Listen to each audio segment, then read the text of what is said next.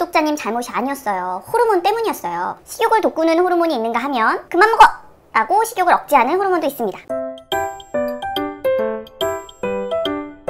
안녕하세요, 닥터리리 인사드립니다. 벌써 닥터리리의 다이어트 시리즈 4번째 시간인데요. 오늘은 구독자의 사연으로 이야기를 시작해 보려고 합니다. 34세 남성분이 인바디를 시행했습니다. 그런데 과체중, 비만으로 나왔어요. 내장 지방 비율도 높은 편이었고요. 특이사항은 밤이나 새벽에 극심한 배고픔으로 본인도 통제할 수 없이 폭식을 하는 경향이 있었습니다. 그래서 닥터리리가 솔루션을 제안을 했습니다.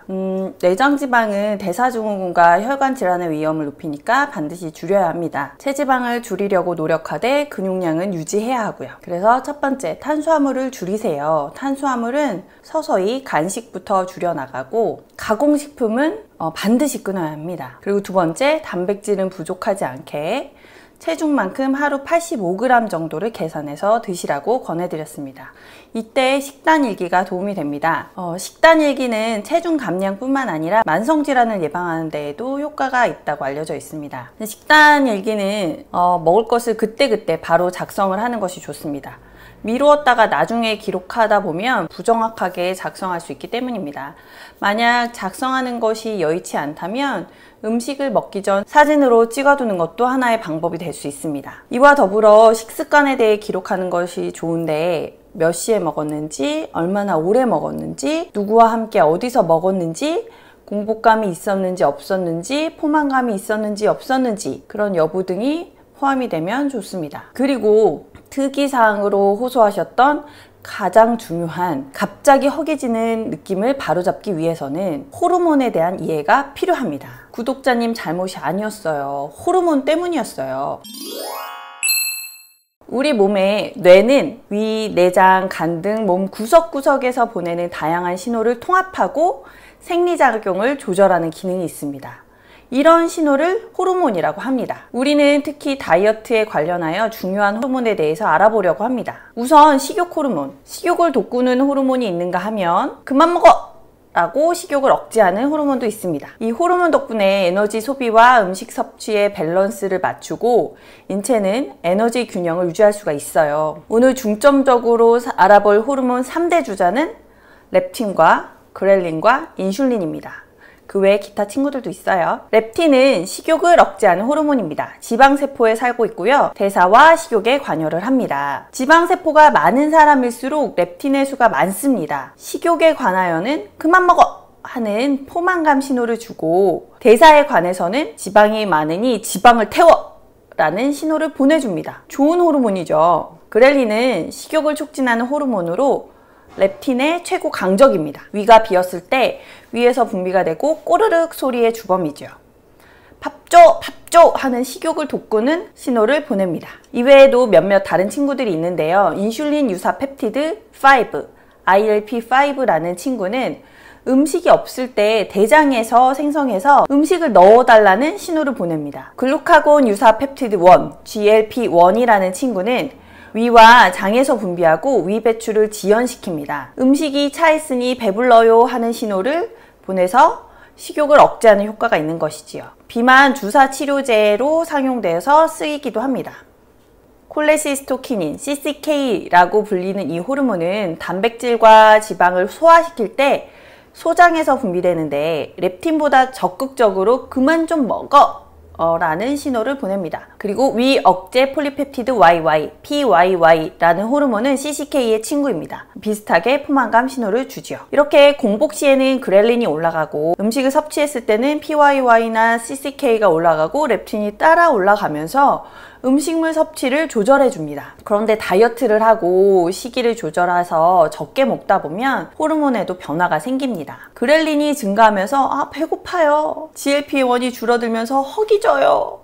지방세포가 작아져서 렙틴이 줄고 허기짐이 억제가 안 됩니다. CCK와 PYY가 줄어들어서 먹어도 만족스럽지 않죠. 그리고 코티솔이 늘어나요. 이 코티솔에 대해서는 다음 시간에 알려드리도록 하겠습니다. 여러분, 호르몬은 이길 수 없습니다. 배고프면 먹게 되어 있고 의지력으로 조절하는 데는 한계가 있다는 말이죠. 그러려면 호르몬을 잘 이해해서 이용할 수 있어야 합니다. 그렐린을 먼저 잡아볼까요? 대부분의 호르몬은 주기를 따라서 분비가 됩니다. 그렐린도 일중 주기가 있는데 아침, 점심, 저녁 끼니 전에 배고프게 만듭니다. 덕분에 밥을 맛있게 냠냠 먹을 수 있게 되죠. 그런데 그래프에서 보시듯 밤에도 그렐린의 수치가 높아지는 걸 볼 수 있습니다. 아, 이래서 그렇게 밤에 치킨이 땡겼구나. 이해가 되네요. 그렐린을 잡기 위해서는 첫 번째로 규칙적으로 식사를 해야 합니다. 규칙적인 신호는 호르몬 밸런스를 유지하는 데 매우 중요한 역할을 합니다. 그리고 두 번째는 물을 충분히 마십니다. 그렐린은 위가 텅 비어 있을 때 분비가 되기 때문에 위가 팽창하면 줄어듭니다. 물로 위에 무게감을 주고 팽창하게 도와주는 것도 좋은 방법이죠. 그리고 세 번째, 배고픔을 참지 말자. 호르몬은 이길 수 없다고 말씀을 드렸습니다. 무작정 배고픔을 참으면서 다이어트를 했다가 결국 폭식을 하고 폭망하는 경우가 많죠. 그래서 그렐린이 주는 호르몬의 신호를 이기려면 첫 번째, 부피로 경쟁을 해야 합니다. 130칼로리, 한 큰술의 기름과 4컵의 브로콜리의 칼로리입니다. 열량은 같지만 배부름은 다릅니다.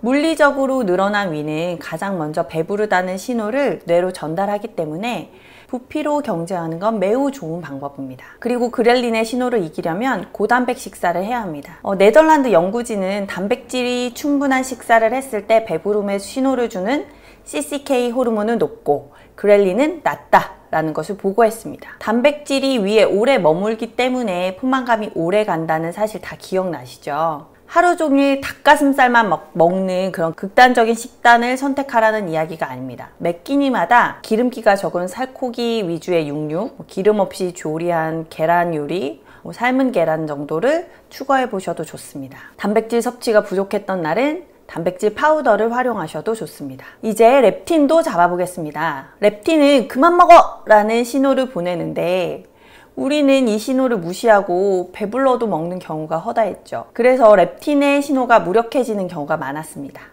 렙틴 저항성이라고도 알려져 있는데 배고픔을 모르고 운동해도 살이 빠지지 않고 대사가 떨어지는 그런 렙틴 저항성이라는 것도 있습니다. 다이어트를 하면서 렙틴이 줄어들고 대사가 떨어지는데 어떻게 하면 이 렙틴을 다시 올리고 대사를 활발하게 할 수 있을까요? 첫 번째는 정제된 음식을 피해야 합니다. 흰색 음식을 끊고 첨가당과 감미료를 피해야 하고 간식은 자연식품으로 대체해야 합니다. 빵, 파스타, 시리얼 같은 정제된 음식은 식욕을 돋구죠. 그래서 혈당이 빠르게 올라가고 빨리 떨어지기 때문에 뇌의 보상 신호를 자극하기도 하고 그래서 중독성이 있습니다. 그리고 내부 신호를 왜곡을 합니다. 쉽게 이렇게 막 술술술술 넘어가는 음식은 배고픔, 배부름의 신호를 다 잊게 만듭니다. 감자칩을 막 먹다 보면 어느새 한 봉지 다 먹었잖아요. 배부름도 잊은 채 그냥 배불러도 먹게 되는 이유 중에 하나이죠. 정제된 음식을 피하려면 흰색을 끊어야 합니다. 흰밥 대신 잡곡류를 선택하시고 일반적인 파스타 대신 통밀 파스타나 현미, 검은콩 파스타로 대체해 보시고요. 흰빵 대신 통곡물빵이나 잡곡빵, 보리빵으로 대체해 보시는 것도 좋은 방법입니다. 그리고 첨가당과 감미료를 피해야 합니다. 콘시럽이나 액상과당, 꿀, 물엿 시럽 등등등등 느낌 아시죠?